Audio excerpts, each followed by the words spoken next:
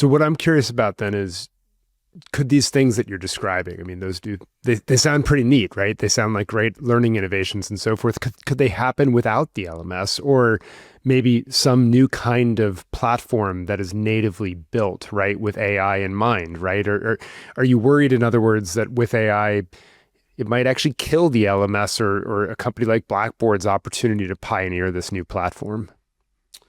I think, and this is a world, better than me. So I need to choose my words smartly, Go for but it. I think it's classic, innovator's dilemma, where a natural tendency of LMS providers, encouraged, I think, by institutional procurement practices, is to focus on the surface area of the LMS today and ask the question, how can AI make that 100 times better?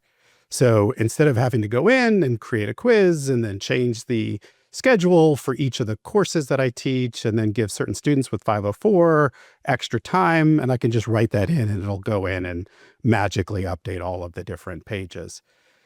That's neat, but that's not fundamentally changing the value proposition of the LMS. And if that's where vendors focus, I think they're going to find themselves replaced by a much more valuable kind of personalized learning system view that replaces, first it complements, but then ultimately replaces. If they recognize that there are entire application surfaces that don't yet get supported by the LMS, like when you're walking to class with your phone, then I think there's an opportunity for the LMS to evolve to truly be a learning management system instead of just a course container.